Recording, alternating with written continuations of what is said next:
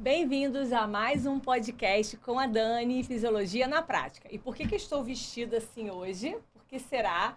Porque eu estou aqui nesse momento com o grande professor, doutor, médico, David Spillman. Spillman, obrigada por receber esse convite, por aceitar, por estar aqui hoje conosco. Dani, maior prazer estar aqui com você. Cara, vai ser um papo muito legal. E a mesa, vocês podem ver que também tá cheia, né? A gente trouxe bastante coisa aqui.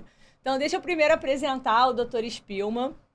O Dr. David Spillman, ele é médico, especialista em clínica médica e terapia intensiva, com foco em afogamento, referência mundial em afogamento, hein, gente?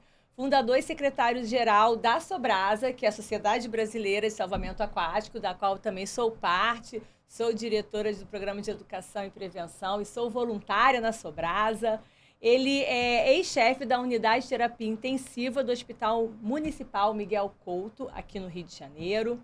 Tenente-coronel médico da reserva do Corpo de Bombeiros Militar no Rio de Janeiro e também atuou durante muitos anos no grupamento marítimo, onde ele também estabeleceu um centro de recuperação de afogados, que ele atuou durante mais de 12 anos. Ele é membro do Conselho Médico da Federação Internacional de Salvamento Aquático, a ILS, membro da Câmara Técnica de Medicina Desportiva do CREMERGE, que é o Conselho de Medicina do Rio de Janeiro, guarda-vidas pelo Serviço de San Diego, na Califórnia, Baywatch. Ele é Sir, gente, ele tem um título que ele recebeu da International Life Saving Federation pelos seus serviços prestados ao longo desses anos a essa causa tão importante que é a prevenção de afogamentos no mundo. Além disso, ele é autor de 4 livros, tem 84 capítulos de livros até o momento escritos e tem mais de 190 artigos com publicação nacional e internacional. Ufa! Isso aqui eu resumi, hein? Spillman, vamos lá. Eu conheço essa história, mas eu acho que é importante as pessoas conheceram. Como é que surgiu a Sobrasa? Cara, é muito legal, acho que o pessoal vai gostar dessa história, porque a gente sempre ri da história, né? Eu comecei a trabalhar em 90, quer dizer, em 89 eu fiz o concurso do Corpo de Bombeiros, eu queria trabalhar com os guarda-vidas na praia, a minha infância toda foi na praia de Copacabana, surfando, jogando vôlei de praia, tomando mate, leão, biscoito Globo, isso, praia direto. O amor pela praia, o amor pelo esse ambiente sempre foi uma tônica na nossa família. E quando eu me formei, eu queria trabalhar na praia, eu queria trabalhar com os guarda-vidas, queria trabalhar com afogamento, até por algumas histórias que a gente pode falar depois, que me impactaram. Então, em 89, eu fiz um concurso, passei e fui trabalhar no Corpo de Bombeiros, em Copacabana, ali perto do Forte, onde tem um centro de recuperação de afogados. Quando a gente começou a trabalhar, existiam muitas perguntas. Então, assim, eu fui procurar referências bibliográficas, alguma coisa, artigos científicos que pudessem consubstanciar os nossos protocolos. E, basicamente, não existia quase nada. Então, eu comecei a pegar algumas revistas, alguns poucos artigos que tinham sido publicados e comecei a escrever. Naquela época, a gente escrevia, fazia uma Escrevia carta, mesmo. Fazia uma carta, né, naquela máquina de datilografia, enviava e levava 2, 3 meses para a resposta voltar. Que era enviado pelo correio. Exatamente. E não era correio eletrônico, era correio físico. Tinha que botar a carta, né? Então, cara, é uma dificuldade. E aí, o que acontecia? Eu comecei a mandar mais 10, 12 cartas e uma pessoa me respondeu. E eu comecei a corresponder com ele, né? E perguntei se tinha mais coisas, mais dados, mais artigos. E ele falou, olha, nós vamos ter um evento mundial onde a gente vai ter um congresso, um congressamento no país de Gales. E a gente queria que você viesse, contasse pra gente um pouco o que vocês estão fazendo no Brasil, etc e tal. Eu falei, pô, legal, né? Na minha concepção, era um congresso médico, um congresso científico, né? E quando a gente chegou lá, Lila, minha esposa, foi comigo, né? Isso em 93, né? A gente chegou lá e tinha, assim, umas 2.000, 3.000 pessoas participando. Mas apenas uns 15, 20 médicos. E levou um tempo para a gente entender o que estava acontecendo, essa história. Eram pessoas fazendo uma competição de salvamento aquático. Então, tinha o Congresso Médico, que eram poucos, e tinha todo um entorno ali acontecendo naquela situação. Por que eu estou contando essa história tão longa? Primeiro porque a gente tinha várias reuniões, né? Reuniões de diretoria, reunião de médicos, e cada vez que eu ia na reunião, eu ia com o traje errado. Então, todo mundo ia para beber uma cerveja e eu estava de terno e gravata. Todo mundo ia para discutir, eu estava à vontade, todo mundo estava de terno e gravata. Então, assim, foi assim, uma experiência traumatizante. E a coisa foi indo, muito legal, quer dizer, aquela visão do que estava acontecendo no mundo fora do Brasil. E encerrava com um grande evento aí, com essas 3.000 pessoas, num salão gigante, onde estavam todas as pessoas importantes, inclusive o príncipe de Gales. Então, estava lá, estava todo mundo, eu e Lila sentado, observando o que estava acontecendo e tal, e de repente a Lila falou assim, me cutucou, falou assim, porra, acho que estão chamando o teu nome lá. Eu falei assim, não pode ser. Não. Estão chamando o teu nome. Aí eu olhei aquela coisa de mim. Eu não sou mineiro, mas... O seu nome também não é muito fácil, né? Era ele, com certeza. Espilma, não é qualquer espilma. Não é fácil ter qualquer espilma por aí distribuído. Pois e era euzinho. E era você. Era euzinho. Então eu falei assim, tá, aí eu saí da cadeira, 3.000 pessoas olhando, príncipe de Gales. Aí eu cheguei lá em cima, aqui meio sem entender. Eles abriram uma carta gigante e falou assim, assina aqui o compromisso de você reduzir os afogamentos no Brasil. Falei, caraca, cara, que compromisso. Ninguém nem me avisou antes, né? E eu não vim preparado para isso. E aí, o que aconteceu foi isso. A gente voltou lá do País de Gales, né, do evento todo, e começou a tentar organizar essa parte de salvamento aquático, de prevenção no Brasil. E aí surgiu a Fundação da Sobrasa, que hoje tem 28 anos de fundação. Eu já estou na Sobrasa há 17. Às vezes até eu me surpreendo com o tempo que a gente está trabalhando juntos. E o que é a Sobrasa, assim, hoje, em relação à estrutura? Começou, antes a Sobrasa era quem? Você, Lila. E a Vavá, que é a secretária. A Sobrasa eram 3 pessoas, gente. E hoje a Sobrasa, você tem esses números para poder falar pra gente? Eu sei que o número de voluntários é enorme, mas assim, algumas estimativas. A gente começou, a gente reuniu um grupo do Rio de Janeiro que estava interessado em fazer alguma coisa. Então era um grupo ali não muito grande, mas aí de umas 20, 25 pessoas. Mas, na realidade, ninguém entendia ainda. Eu mesmo não entendia. Na época, você vê a Sociedade Brasileira de Salvamento Aquático. Se eu tivesse que mudar, eu mudaria para prevenção do afogamento. Uhum. Mas isso foi no início, onde a gente dava muita importância para salvar.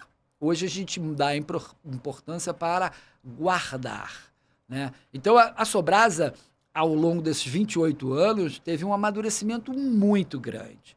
Hoje a gente entende que a Sobrasa veio para unir o Brasil, unir as pessoas, que é quem realmente executam os programas, quem planeja, quem está à frente de todos esses movimentos de prevenção. Hoje nós somos 4.000 voluntários no Brasil inteiro, incluindo outros países como Uruguai, Argentina, Espanha, Portugal e outros locais, todos com o foco em prevenir o afogamento. Claro que a gente tem, os protocolos nossos são usados no mundo inteiro, mas a gente tem o foco em evitar que aconteça. A gente tem várias diretorias, vários programas. A gente tem aqui o material que a gente vai falar daqui a pouquinho para vocês. E aí você falou que quando você começou a trabalhar com afogamento, que você tinha uma questão pessoal. E essa questão pessoal, a gente tem um mascote, que é o Kim. Cadê o Kim? Tá aí o Kim? Tá aqui, ó. Que ele acabou representando... Pega aí o Kim pra gente mostrar ali pra câmera aí. Ver se eu consigo, se ele vai funcionar. Olha o Kim aqui, gente. Eu sou o Kim. Como é que vão vocês? Quem é essa aí? Dani, tudo bem? Como é que tá essa força, cara? Oi, O que você vai falar pra gente que aí de bom prevenção, receber cara? você aqui no meu podcast. Seja bem-vindo. Tô aqui com o meu xará, o Dr. Spilman. Gente boa, nunca foi presa à toa. E é isso, gente, de uma forma lúdica, brincando, a gente tenta abordar o tema de afogamento, que é um tema muito sensível. Eu queria que você contasse o que te levou. Você falou que teve uma experiência pessoal que, né, que te atentou um pouco mais essa situação do afogamento, que a gente sabe que o Kim, ele vem e nessa inspiração, uma forma de homenagear. Eu queria que você contasse um pouquinho essa história pra gente. A minha trajetória, Dani, foi, como eu estava contando, eu fui criado na praia de Copacabana, então o tempo todo na água e surfando e pegando onda e brincando. E eu, aos 7 anos, no dia 1º de janeiro, eu me afoguei. Eu estava pegando onda, o mar estava grande, com aquelas pranchas antigamente que era planonda de isopor, e eu perdi. Tava eu e um primo, bateu uma onda muito grande, levou a prancha dele. Eu nadei para ele, para socorrer ele, botei ele em cima da minha prancha, e esse foi o meu primeiro socorro, né, que eu fiz com 7 anos. E aí veio uma outra onda e levou a minha prancha também. E aí nós ficamos os dois ali, ele começou a rir de desespero, né, e a gente estava realmente se afogando naquele momento, e quando a coisa parecia que não tinha uma luz no final do túnel, eu senti a mão do meu pai me pegando e me tirando daquela situação. E aquilo foi impactante. Dali em diante, eu tentei mais ainda entender a parte dos riscos, nadar mais, fazer natação, competir, né? Isso foi uma experiência positiva, de uma certa forma. A outra experiência que eu tive que impactou mais ainda, nós morávamos num condomínio na Barra da Tijuca, onde minha filha tinha um ano e meio, 2 anos, e a gente tinha um vizinho a 3 ou 4 casas ao lado, que a mãe era de origem coreana, o garoto chamava-se Kim, e eles vinham com a babá, vinha pegar a minha filha e a babá para levar no parquinho, diariamente. E um dia ele não apareceu.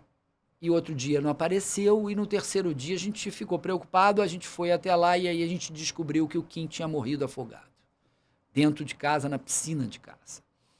E a gente foi saber a história, e a história é uma história que acontece diariamente no Brasil, pelo menos 2, 3 vezes por dia no Brasil, né? Então, a história é a seguinte, ela estava com um garoto no jardim, tocou... acho que foi a porta, agora não estou nem lembrado, mas acho que foi a campainha. Ela foi atender, quando ela voltou, o Kim estava no fundo da piscina já. Ela não esperava essa situação e ela começou a gritar. Quando ela gritou, algum vizinho viu o grito, achou que era um assalto. Ligou para a guarita. A guarita, o segurança veio e tirou a criança do fundo da piscina e não fez nenhum procedimento também, talvez desse tempo, mas o desconhecimento do que fazer. E esse é o Kim. E o Kim, o mascote da Sobrasa, é uma homenagem ao Kim, o nome. Por que é um siri? Né? Porque, essa história é engraçada. Porque é um siri.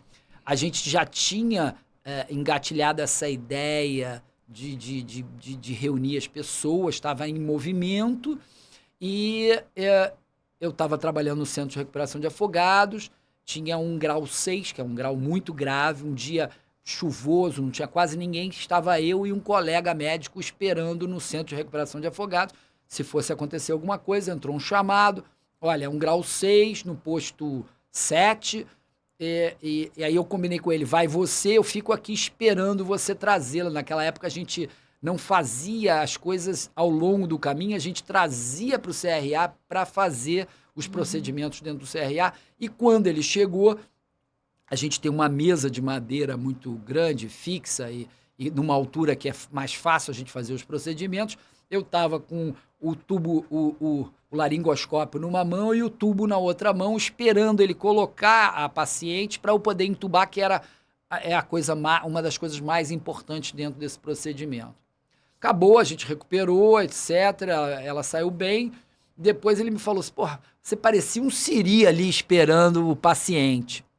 E aquela coisa ficou, siri, né? Aquelas garrinhas, né? Esperando e tal. Os equipamentos. Dos equipamentos. E aí a gente começou a pensar aonde é que o siri atua na praia. Ele atua exatamente na área, no local onde o guarda-vidas fica, ou seja, com aquele pé molhando e pegando aquela ondinha no pé, né? É aquela areia molhada. Então a coisa toda se encaixou, então, e o nome do siri é Kim. É muito legal a gente poder compartilhar isso, que só quem convive dentro com você e dentro da Sobrasa que sabe um pouquinho da história. E, assim, a gente tem hoje vários programas de prevenção. A Sobrasa, ela tomou realmente, ao longo desses 28 anos, uma dimensão muito grande. E essa dimensão vem junto com patrocinador, investimento, que possibilita hoje também material didático, recurso para esses voluntários que estão distribuídos no Brasil inteiro. Esses programas eles foram aumentando também progressivamente, mas a gente tem as campanhas que usam os próprios surfistas para poder ajudar no salvamento, campanhas dentro da escola, campanhas para falar da piscina, que é a piscina mais segura. E a gente também não está só preocupado com essa parte aquática na praia ou na piscina, né? Também tem a questão dos municípios, principalmente quando a gente fala em rios, cachoeiras, né? E outras áreas também que são mais acessíveis. É importante, assim, que você falasse um pouquinho como que foi essa evolução do material, como que a gente conseguiu também essa progressão com o aumento dos patrocínios, com o incentivo que a gente tinha. Porque antes a gente tinha uma coisa muito poucos patrocinadores, muito do bolso, muito tempo, né? Sempre, às vezes, aquela impressão que a gente estava ali enxugando água, né? Como é que fica isso aí? É muito interessante, porque você vê, assim, como são 28 anos, a gente vai amadurecendo, né? E a gente vai amadurecendo as ideias, o entendimento. Então, assim, eu sempre digo que é muito importante você conhecer o problema. Quanto mais você conhece o problema, e quando eu falo problema, eu não falo afogamento, eu falo qualquer problema. Quanto mais você entende o problema, melhores soluções você vai prover. E eu acho que ao longo dos 28 anos, foi uma jornada de conhecimento do problema e entender se aquela solução estava customizada para aquele problema ou não. E o que a gente entendeu ao longo da jornada, principalmente, primeiro, o que acontece numa cachoeira não é exatamente o que acontece numa piscina, não é exatamente o que acontece no surf, não é exatamente o que acontece na praia, ou num rio, ou numa pescaria. Eles têm peculiaridades diferentes. Então, embora tenham fatores de prevenção, de resgate, fatores em comum, eles têm muitas coisas diferentes. O público é diferente, a faixa etária, o gênero, os fatores causal, os fatores precipitantes, a ocorrência. Então, todas essas diferenças, essas variáveis diferentes, geraram uma necessidade dentro do grupo todo de tentar customizar programas que atendesse aquele público específico. Por exemplo, Casa Mais Segura, ele atende exatamente as crianças de 1 a 9 anos, que são as crianças que morrem dentro de casa. E é importante a gente destacar isso, que é a primeira causa de morte, né? Crianças de 1 a 4 anos é o que mais mata, infelizmente, no Brasil, é o afogamento em piscina. Não só em piscina, né? Em ambientes ali da casa. A gente também fala aí, desde máquina de lavar, fosso, cisterna, até a própria privada e qualquer outro local que, mesmo que tenha 2 dedos de água, que a gente fala, infelizmente, é possível se afogar. Banheira, né? Banheira. Às vezes, quem tá dando banho na criança, tá frio. Eu não vou... toca a campainha, liga o telefone, esqueci o sabonete, esqueci a toalha, ela sai, ou ele sai para pegar, e quando volta tá afogado. Então, assim... E aí essa customização gerou a necessidade de vários programas. Então, o Piscina Mais Segura hoje tem uma vida própria. O Surf Salva tem uma vida própria. emergências aquáticas, o suporte básico de vida, cachoeira mais segura, mergulho mais seguro, kite mais seguro, SUP mais seguro. Quer dizer, cada um tem um público que demanda alguma coisa diferenciada. E a gente começou a criar esses programas diferenciados. Com eles, ao longo deles, a gente começou a entender a necessidade de falar com o público, né? Então, não adianta eu chegar para uma criança de 4, 5, 6 anos e dar uma aula de afogamento. Ela vai ficar me olhando, os primeiros 3 minutos ela pode até olhando e dizer assim, o que esse cara está falando? Não entendeu nada. Mas depois de 3, 4 minutos eu perdi, ela vai fazer outra coisa. Então eu preciso, com ela, eu preciso usar uns personagens, eu preciso usar gibis. Então hoje em dia a gente tem 5 gibis de prevenção e afogamento. A gente tem 5 desenhos animados de 5 minutos. E todo esse material também pode ser retirado no site gratuitamente. Todo o material é gratuito. A questão é como é que você vai acessar chegar isso. A gente vai chegar lá. A gente vai explicar para vocês como receber isso gratuitamente. E aí a gente tem os personagens. E aí a gente começa a entender que, às vezes, por exemplo, um jogo da memória dá todo o recado em 15 minutos jogando com 5 crianças. Do que você ficaria ali 2 horas falando. Exatamente. Ou então, tornar eles um xerife Kim, onde aqui atrás está escrito as medidas. Então ele leva para casa, ele bota lá, a criança fica num orgulho, chega em casa e olha, e vê, e olha. Mãe, o que está escrito aqui? Ele olha e fala. Então isso é educar sem ser chato, né? É educar de forma lúdica.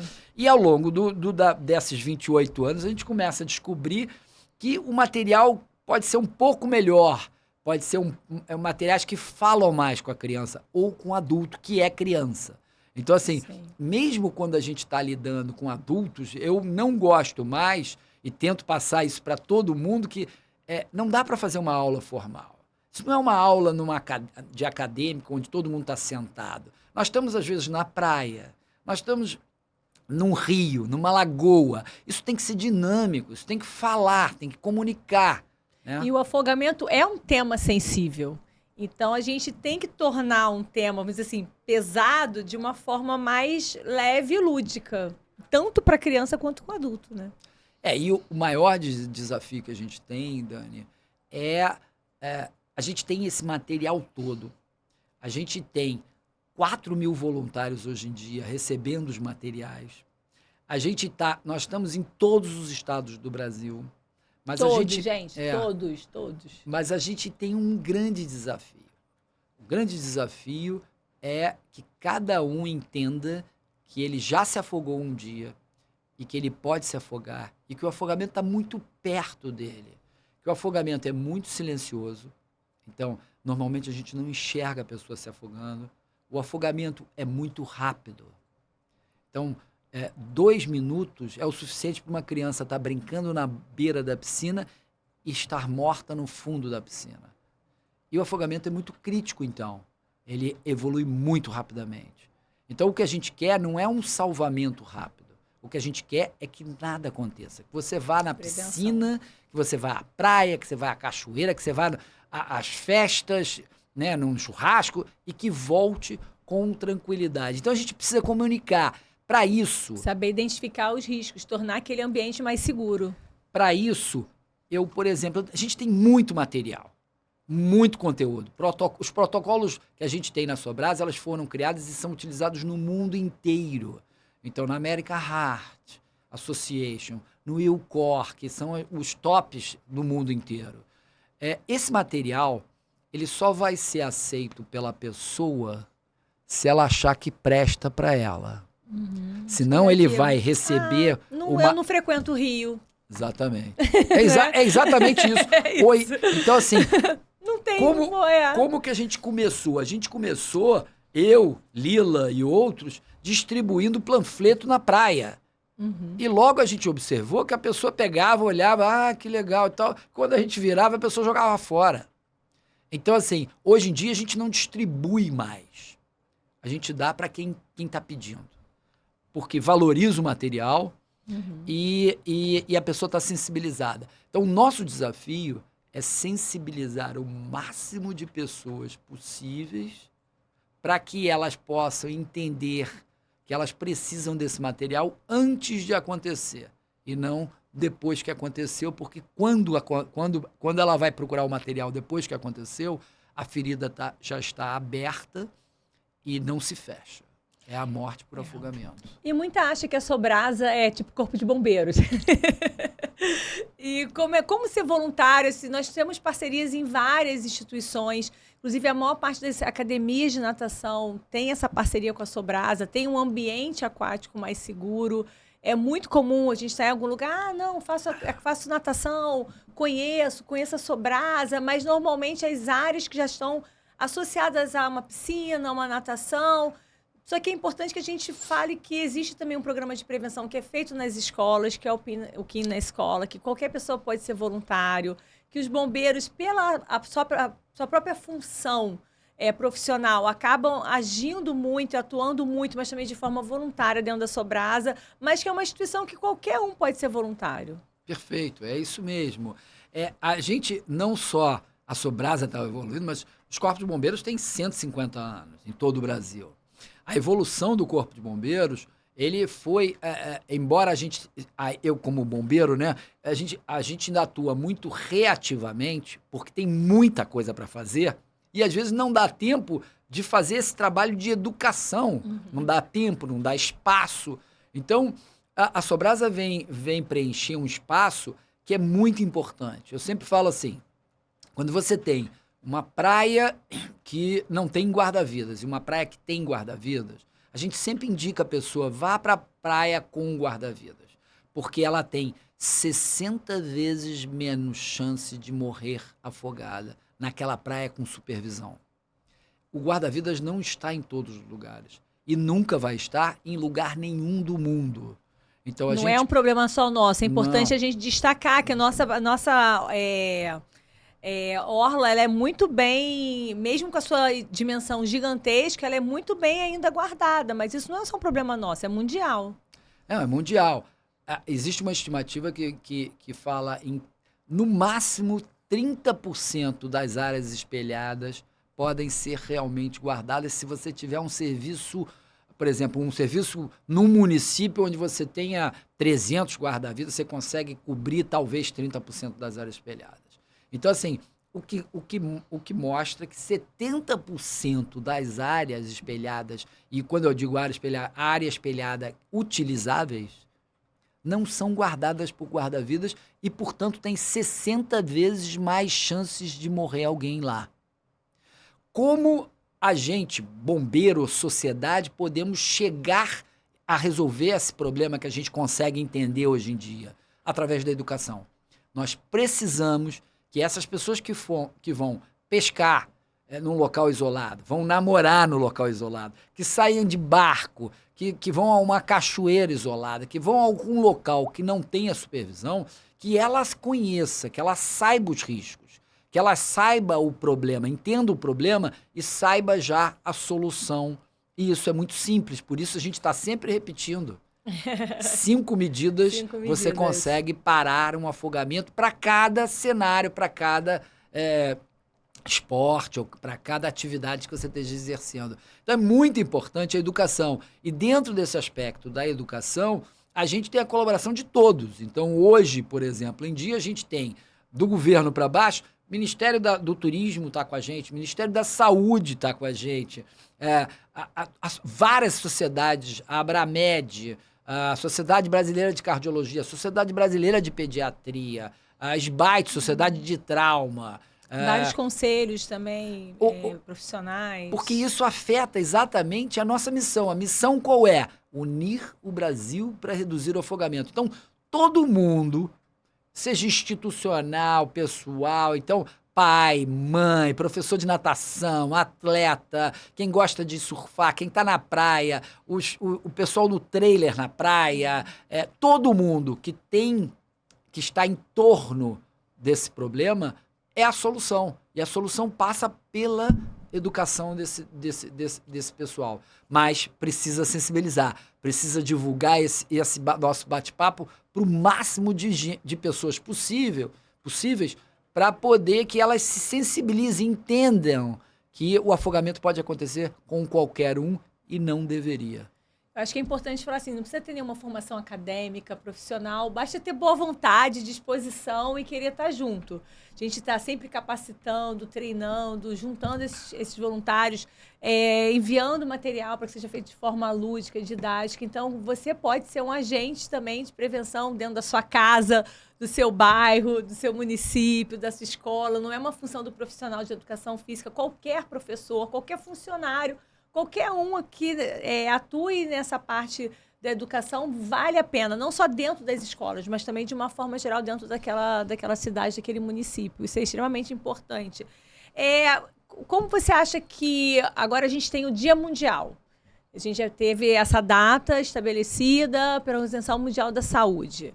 A gente tem isso 2 anos que foi estabelecido. Então, dia 25 de julho, nós tivemos uma mega campanha. Entra lá no site da Sobrasa, as nossas mídias sociais, vocês vão ver o que a gente mobilizou de gente no Brasil inteiro. Você acha que depois que a OMS ela estabeleceu essa data, porque nós já vínhamos fazendo várias campanhas anuais, a Semana Latino-Americana, a gente já tinha um envolvimento. Mas você acha que depois que a OMS chegou e reconheceu o problema e colocou uma data para poder sensibilizar o mundo sobre isso, fez diferença? Ainda é recente, né? É uma boa pergunta, Dani. Eu acho que faz diferença. Por causa do peso da chancela, né? Eu acho que faz diferença pela chancela, mas que a gente tenha feito algo a mais, eu acho que a gente tem muito orgulho em dizer que esses 4.000 voluntários trabalham diariamente. Eles estão produzindo de 10 a 15 ações presenciais por dia. Cara, é muita coisa. Tá? Isso dá mais de 6.000 ações por ano presenciais. Eu não estou falando das digitais. De forma indiretas, né? E assim, com um amor pelo próximo, com uma devoção à causa, entendendo que aquilo ali pode salvar e salva. A gente tem muitas histórias, muitos testemunhos que a aula ou a interação foi feita hoje e no dia seguinte ele ajudou alguém a não morrer afogado. Então, assim, para a gente é muito importante isso. A chancela da OMS, e a gente tem essa chancela no site deles, nós aparecemos, a nossa foto das nossas atividades apareceu no site da OMS como cartão postal das ações. Eu tenho um orgulho de dizer que não tem no mundo inteiro voluntários que fizeram mais pela causa do afogamento. Tá? A gente deve estar aí pelo menos de 5 a 10 vezes na frente do segundo colocado. Não tem ninguém no mundo com tanto material, com tanto programa, com tanto conteúdo quanto a Sobrasa no mundo. Então, assim, é muito orgulho dizer que nós estamos no caminho... nós estamos ditando o caminho. Você teve oportunidade de falar também, você teve um espaço para falar. Isso é importante a gente colocar no aqui webinar, também, no webinar que teve sobre esse dia. E ele foi falando em inglês, hein? Ele foi favorecido, sabe? Que estava todo mundo com o tempo bem cortadinho, mas o tempo dele foi tão impactante que ele deixou o tempo maior. Eu falo demais, né, Dani? Eu falo demais. Às vezes eu me empolgo, é uma vibração que eu acabo me excedendo. Mas estava todo mundo muito realizado, porque esse espaço que você teve para falar nesse webinar, uma Assembleia Mundial, sobre afogamento, sobre o papel da Sobrasa, sobre o que o Brasil vem fazendo, para a gente é motivo sempre de muito orgulho.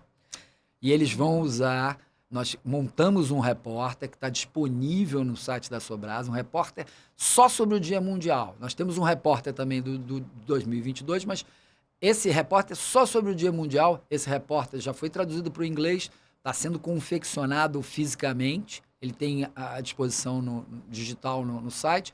Esse repórter vai ser usado para distribuir no mundo inteiro como um caso de exemplo aos outros países. Então, é só orgulho, só alegria. Então, a gente espera que vocês no próximo ano, eu estou aqui de azul, vim toda de azul aqui, embaixo de azul marinho também, que a gente aguarda que vocês se juntem conosco nessa campanha que foi o Go Blue, Não sei se vocês tiveram oportunidade de assistir, mas entre nos nossos sites, aí você vai ver que nós iluminamos os principais monumentos no Brasil inteiro de azul. Fizemos uma linda campanha. 1.356 monumentos iluminados. Precisamente. Aqui no Rio, né? Cristo Redentor, Bondinho, Roda Gigante... Igreja da Penha. Arcos Museu do Amanhã, Aqua Rio, Arcos da Lapa, os quartéis todos dos corpos de bombeiro, os hotéis na Orla. Sim, não quero esquecer ninguém, porque são todas parcerias muito legais. Foram vários estabelecimentos. E governo e palácios governamentais no Brasil todo. Paraná, Pará, Distrito Federal... O Palácio Buriti, que acho que é do Senado, né? Sim. Então, assim, nós conseguimos muito legal. Um impacto. E aqui eu sou carioca, né? A gente tem que falar do nosso cartão postal que impactou Cristo o mundo Redentor, inteiro, que nós botamos o Cristo, que não é só do Rio, mas é o nosso cartão postal mundial aí, que a gente conseguiu iluminar de azul e dando aí a representatividade do nosso país. Você sabe, Dani, e eu acho que eu vou me emocionar, porque quando eu vejo essas coisas, eu penso sempre, eu recebo diariamente uma notícia, eu tenho um Google Alert, e eu recebo diariamente uma notícia, morreu criança no balde em casa. Quer dizer, a gente pensa no trabalho e a gente pensa também na derrota. Sim. Cara, é isso para isso que a gente está trabalhando. Então... É pra emocionar, isso, porque a gente se sensibiliza, a gente fica triste sim, só que você não tá maquiado, eu tô. Eu digo assim... Mas é pra isso que a gente tá isso, aqui. Quando eu vejo todo cada esse vida sucesso, que perdida importa. Exatamente. Ainda é insuficiente. Exatamente. Ainda São é 16 pouco. pessoas que morrem todos os dias no Brasil, cara. Enquanto a gente tá aqui nesse podcast, a cada 90 minutos, uma pessoa morre por afogamento no nosso país. Assim, os dados são alarmantes. Quando a gente começa a conversar isso com outras pessoas, até pessoas que trabalham na parte, né, esportiva, aquática, as pessoas não têm noção na nossa sociedade os dados que são realmente do afogamento. Então, é uma causa muito nobre. Eu sou muito feliz e agradeço vocês diariamente por poder fazer parte desse programa junto com vocês. Eu comecei lá na comissão científica e aí o time foi só me puxando para outras atividades e claro, quem é bom a gente tem que aproveitar, tem que sugar os bons, né, cara? Essa diretoria foi o desafio, ainda né? A gente sabe da correria, da falta de tempo de todo mundo, mas se cada um fizer um pouquinho a sua parte... Eu acho que é nosso papel aqui para ajudar a nossa sociedade. É tão simples, né, Dani? Por exemplo, eu sou mãe, eu tenho crianças em casa, eu quero ser voluntário. Tá, vai no site, baixa um gibi que você acha mais legal, imprime num papel comum A4 e vai ler com a criança, cara. Basta isso. Lê com quem está no teu condomínio, Isso é ser voluntário. Voluntário é compartilhar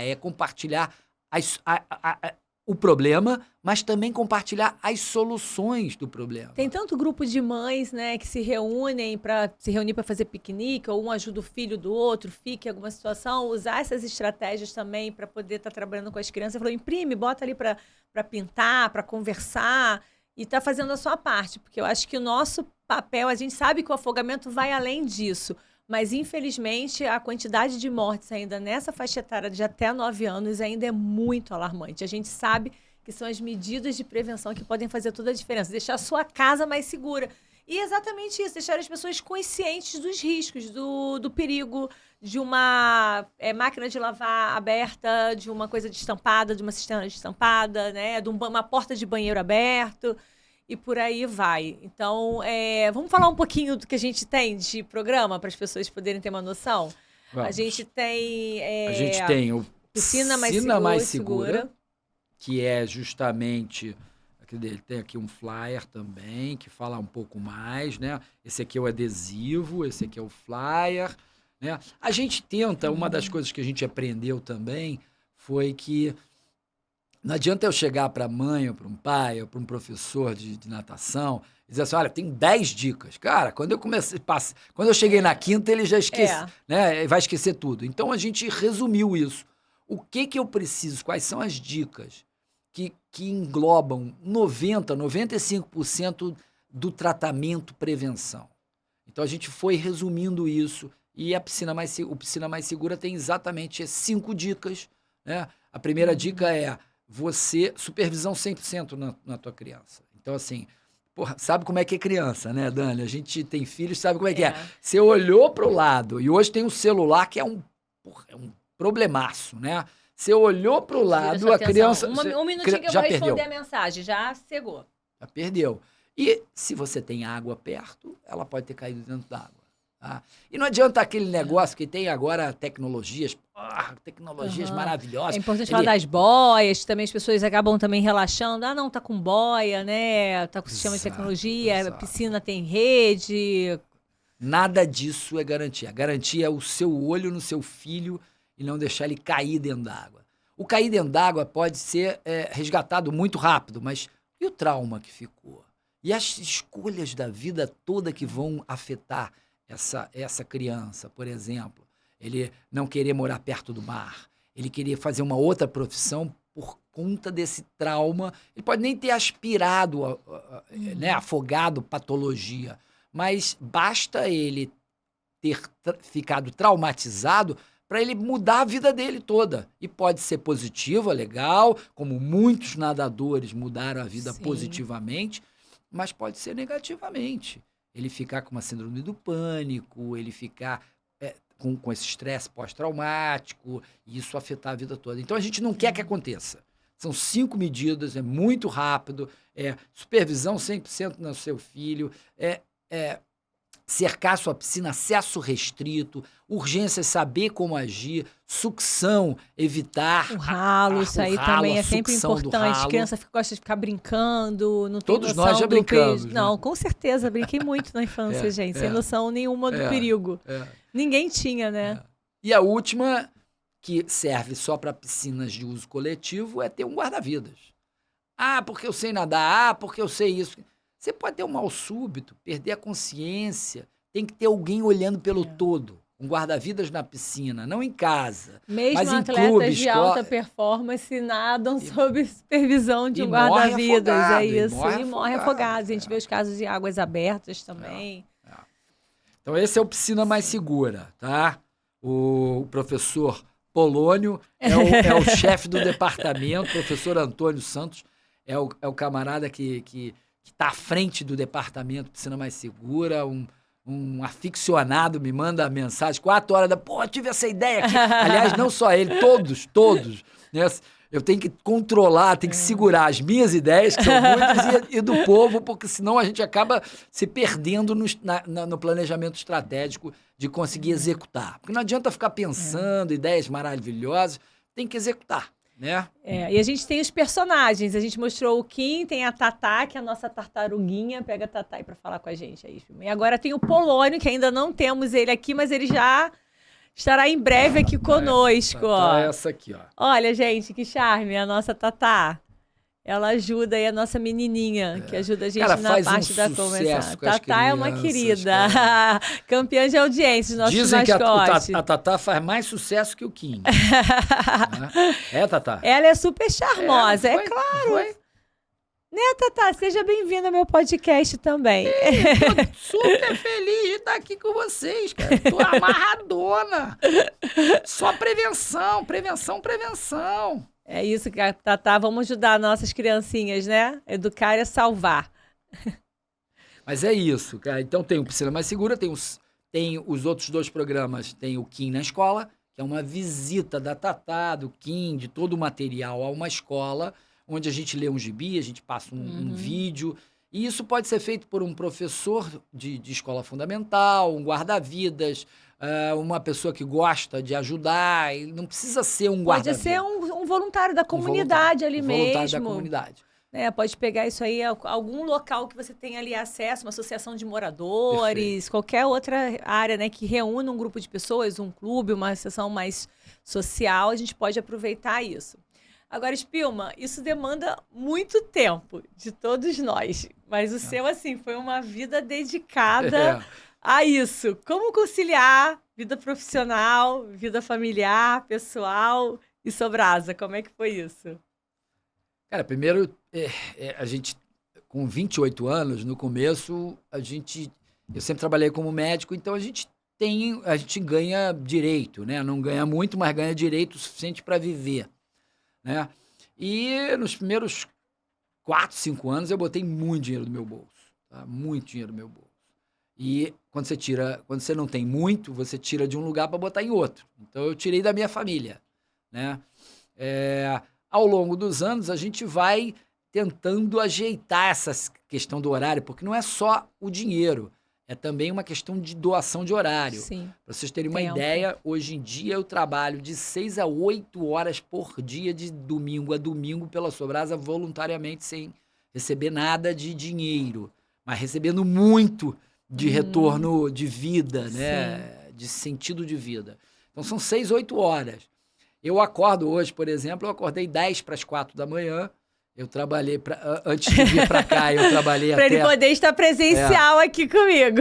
Eu trabalhei até umas 9 e pouco da manhã, né? Vou voltar para casa e vou trabalhar mais. À noite tem várias reuniões. Assim, não é uma coisa que eu faço por obrigação. Eu acho que isso faz uma diferença enorme. Eu não boto despertador para acordar 4 horas da manhã para trabalhar para a Sobrasa. Eu acordo com ideias, né? Eu acordo com ideias e quero executá-las. E tem executado praticamente todas as ideias que eu tive e muitas do que trouxeram para ser executado. Eu mesmo dou manutenção na web. Nós agora estamos fazendo um aplicativo em que eu quero mexer no aplicativo, eu quero montar o aplicativo. Ele tá uma guerra com essa web, gente. A web tá me dando um trabalho, né? Não, mas a gente tem uma web já. Sim. Essa mudança de uma web antiga, que é um WordPress antigo, para nova, tá sendo um desafio, né? Mas vai acontecer. Então eu gosto de me envolver em muita coisa, mas eu entendo que a Sobrasa não vai perdurar se os 4 mil voluntários, cada um não fizer uma parte.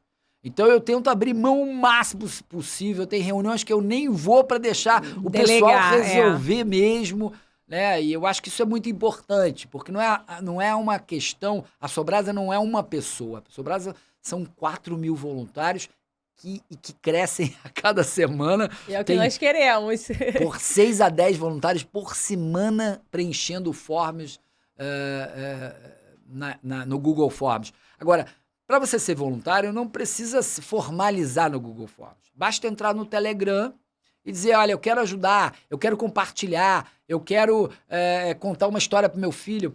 Então tem tantas formas de ser um voluntário sem assumir grandes compromissos, né? E tem também, claro, o voluntário que quer receber o nosso material, que a gente envia gratuitamente para ele. Ele vai lá, escolhe o programa que ele acha que tem mais afinidade, Surf Salva, Emergência Aquática, ele gosta de dar instrução, ou ele gosta de ir na aula, ou ele quer fazer na praia.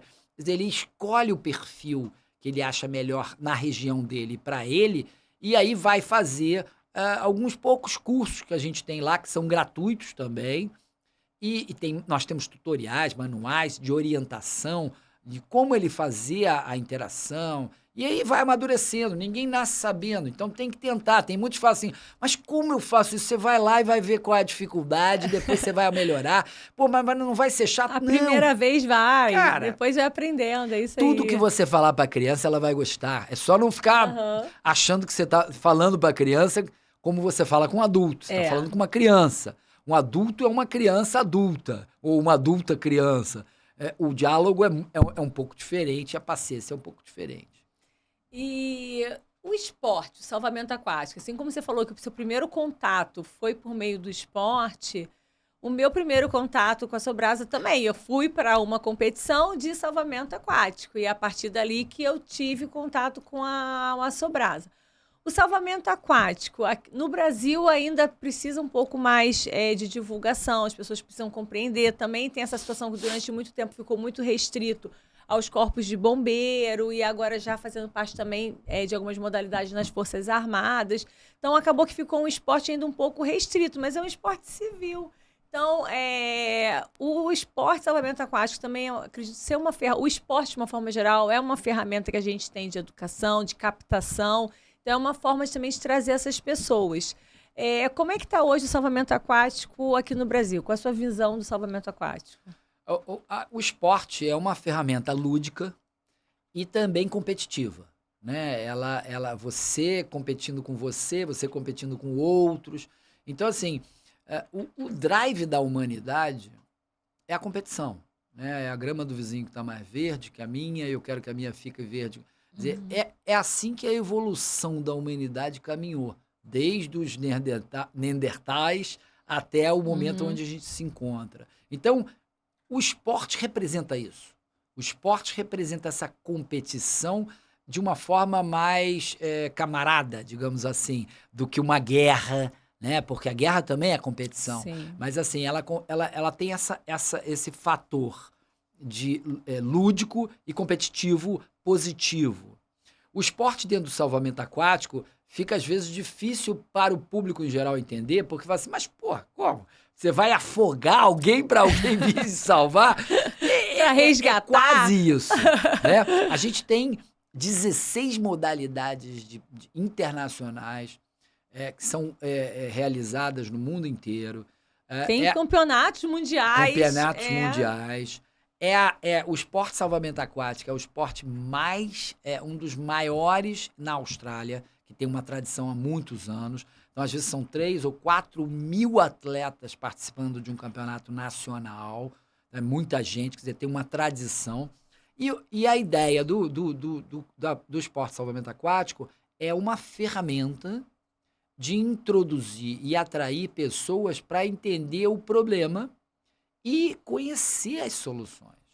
Nem sempre todos aderem, mas, assim, é uma oportunidade, digamos assim, uma banca de jornal onde você vai lá e diz assim, pô, tem coisas muito interessantes, né? E é um chamariz, né? A competição. Então, agora, o desafio que a gente tem é criar pequenos clubes de salvamento ao redor do país, né? E começar a executar mais a competição em piscina, então nas escolas, nos clubes, nas academias de natação, tentar... A gente tem agora nós estamos com 11 ou 12 life saving clubes no Brasil todo, e nesses clubes estão sendo executados os programas e mais competições, e isso vai num crescente. Então isso atrai. Então é um fim de semana, vamos lá no Life Saving Club, vamos nadar, vamos correr, vamos pegar onda, vamos fazer um Sobrasa Kids para as crianças, vamos fazer um surf salve. Então tem todo um programa embasado nessa... E o esporte, ele fomenta essa coisa positiva, saúde, né? E tem a questão de saúde também. Então, busquem um local perto de vocês, que nós queremos mais pessoas aí representando o nosso esporte. Que a Sobrasa, ela também está nessa bandeira aí de fomentar esse esporte para que a gente tenha cada vez mais representatividade e, com isso, também trazer mais essa fala da prevenção. Spillman, ao longo da sua vida, eu sei que você tem uma vida profissional já, só ali junto ao GEMAR foram 12 anos. Tem algum salvamento específico que tenha te marcado? Assim, tanto uma coisa positivamente ou negativamente? Alguma história que, assim, não, essa história aqui ficou. Dani, quando eu fui trabalhar em 90, eu saí de lá, foi em 2010. Então, desde 90, 30 anos... praticamente 30 anos trabalhando com o guarda-vidas na praia. Ao longo desse tempo todo, eu trabalhei, a maior parte, no Centro de Recuperação de Afogados, mas eu trabalhei na ambulância, atendendo ocorrências no meio da rua, e no helicóptero também. Várias experiências, assim, muito impactantes, né? Eu tenho, assim, por exemplo, eu fui atender uma pessoa na Avenida das Américas, e o carro estava em chamas. E nós chegamos lá e não tinha o que fazer. Não dava para apagar o fogo e a gente via as pessoas sendo queimadas vivas. Então, isso é uma coisa muito forte, né? Eu passei alguns sufocos quando eu trabalhei durante 3 anos no helicóptero, né, fazendo socorro e atendendo as pessoas. Por exemplo, uma vez a gente pousou ali na parte de Itaipu, ali na parte de Niterói. tinha um afogado, grau 6, tinha que ressuscitar, nós paramos numa areia, numa parte que estava areia, a maré estava subindo, e eu ressuscitando, e o piloto, nós temos que sair daqui, o helicóptero vai ficar preso aqui, a maré está subindo, e você fica, é um estresse, é sempre estresse, pousos no meio da Avenida das Américas, onde faltou um palmo para pegar uma fiação e comprometer todo mundo, pousos de helicóptero só com uma parte da rampa na Pedra da Gávea para socorrer uma pessoa que caiu de asa delta. Saquarema, a gente fez alguns socorros que quase morreu todo mundo também. Quer dizer, a questão de você trabalhar com socorro, ambulância e principalmente helicóptero, você coloca a sua vida em risco o tempo todo, né? Eu sempre dizia, o helicóptero, o piloto de helicóptero, ele não é igual ao médico, ele tem uma responsabilidade muito maior, porque se ele errar, morre todo mundo, e ele também. O médico errou, não morre ele, morre o paciente. Então a responsabilidade é muito grande. E você via ali como uma coisa, como você é frágil dentro daquele helicóptero. Aconteceu alguma coisa, a coisa caiu para você sobreviver. Então, assim, na vida profissional, você vive como bombeiro diversas situações e eventualmente morre. A gente tem história aí, todo ano morre 2, 3, 4, 5 bombeiros em ação. E é uma consequência, né? E você tem, assim, alguma memória de uma situação, assim, histórica? Não só de atendimento, salvamento, mas, assim, ao longo dessa sua vida, não. Esse momento aqui, para mim, foi um momento que ficou marcado, que eu vou levar para a vida. É o que realmente me marcou ao longo da minha vida profissional. Eu tenho duas situações que eu tô lembrando, é tanta coisa, né? Com quase 30 anos trabalhando, mas, assim, eu tenho duas. Eu tenho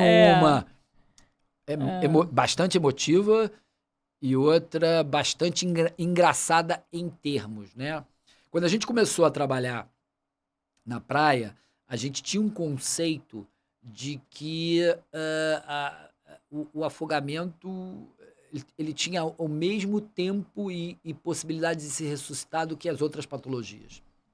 E ao longo da experiência, ao longo dos primeiros anos, a gente começou a observar que não.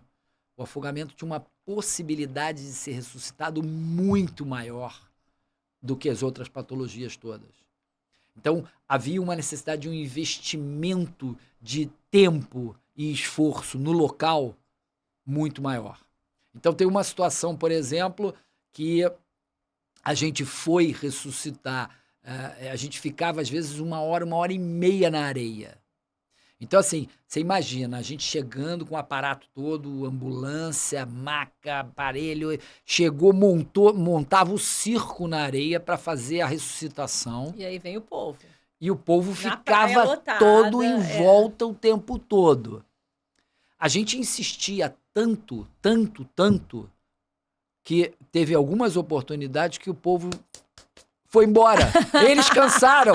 E a gente estava lá tentando. Tá demorando muito, já perdeu a graça. Não, a gente ficou 1 hora e pouco e aquilo se tornou parte da paisagem, não uma atração principal.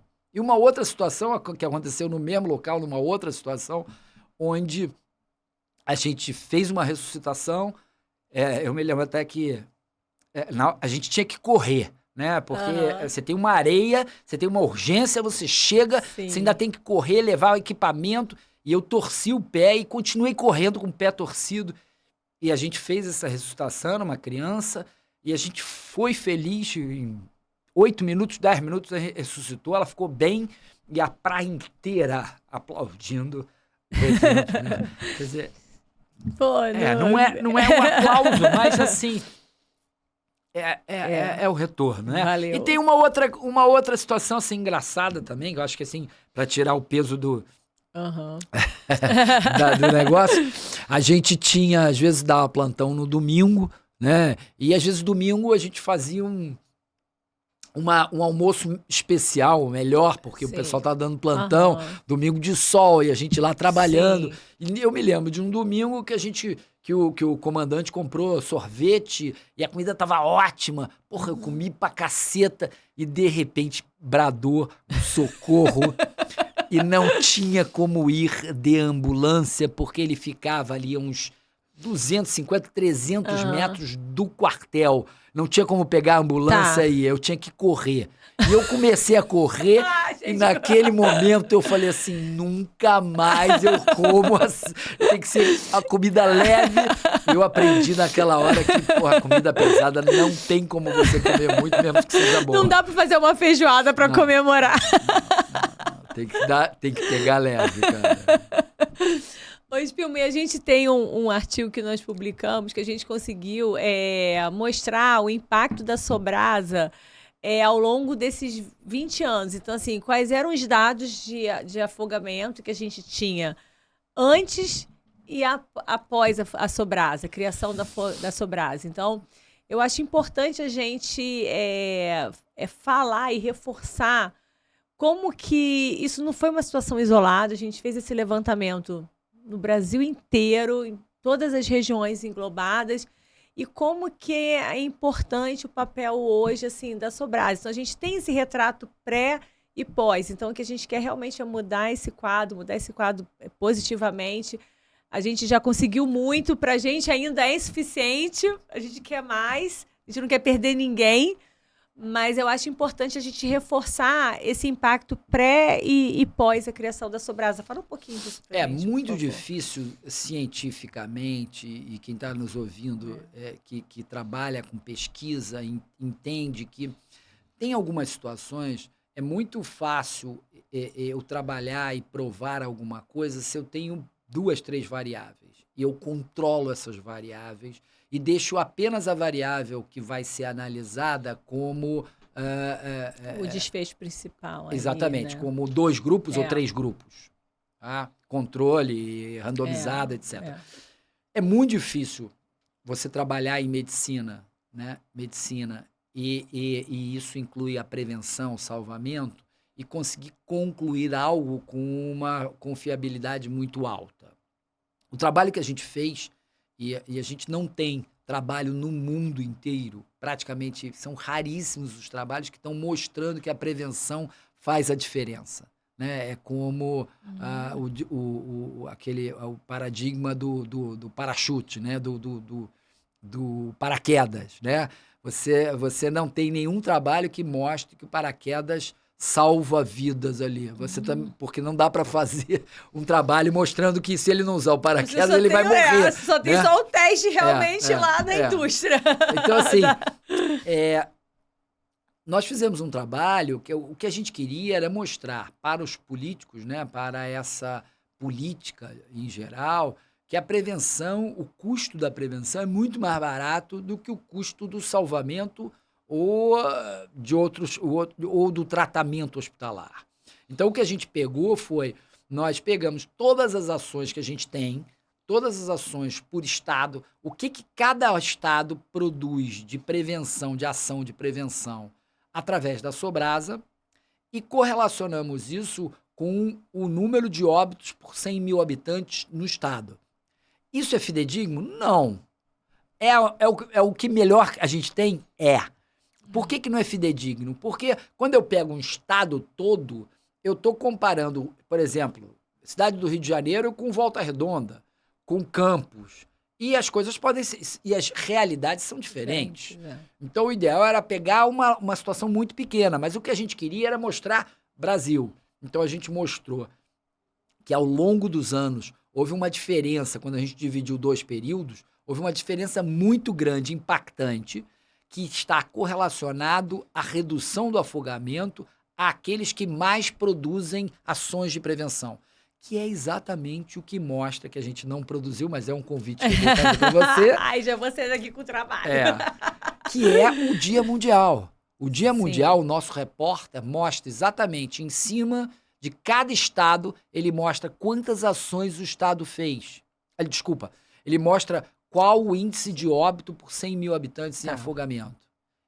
E depois vem o relatório de quantas ações foram feitas. E você vai ver que os estados que têm menor número de óbitos por afogamento foram os que mais fizeram as ações. Tem uma relação ali inversamente proporcional. Exatamente.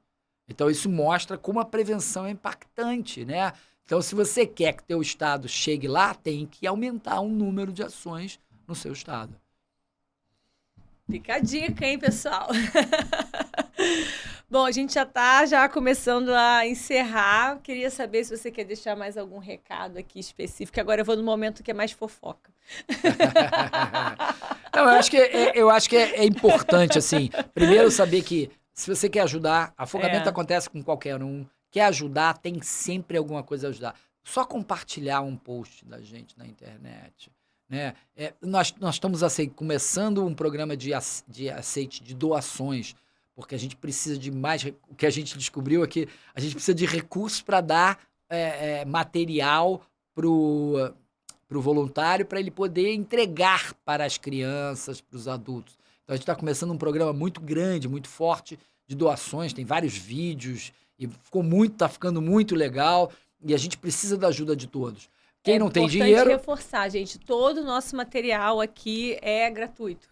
Completamente gratuito. Ele vai receber uniforme, ele vai receber material didático, ele vai receber tudo em casa, sem custo nenhum. Chega na casa dele, ele pôr na porta da casa, entregue lá, só pegar, abrir e começar a executar. Não, e outra coisa, quando a gente vai para o campeonato, cada um paga a sua ainda passagem, tem isso, a gente não hotel, paga. Né? Vai para congresso, a gente paga.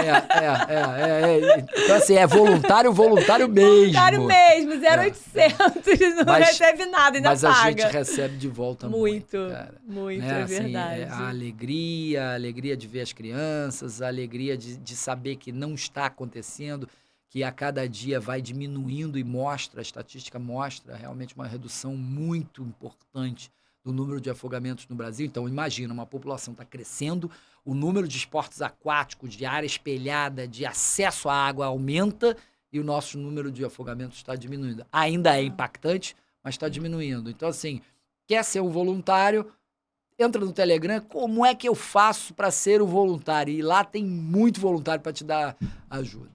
Gente, não tem erro, @Sobrasa. E é legal você ter reforçado isso agora no final, porque a pandemia também trouxe essa busca das atividades outdoor e teve um boom das atividades aquáticas. Então, a gente acaba tendo aí a natação em águas abertas e o próprio triatlon, fora a canoagem, que também foram esportes que aumentaram muito. O surf já existia, já continuou. Não, mas as escolinhas ficaram muito agradecidas também. Exatamente. Mas é importante porque nem sempre essa pessoa que tem ali um bom domínio até da natação, ela consegue ter essa capacidade no ambiente em águas abertas. Então, é importante também esse alerta, esse relato. A gente também tem lá no site posicionamentos, até o checklist, que é importante a gente falar aqui, né? Checklist, que é a sua responsabilidade, porque eu acho que é importante a gente estar falando de todas essas campanhas de prevenção aqui, mas eu acho que também é importante a gente falar da nossa responsabilidade. Você vê aquela situação e agir também, ou não, se posicionar, né?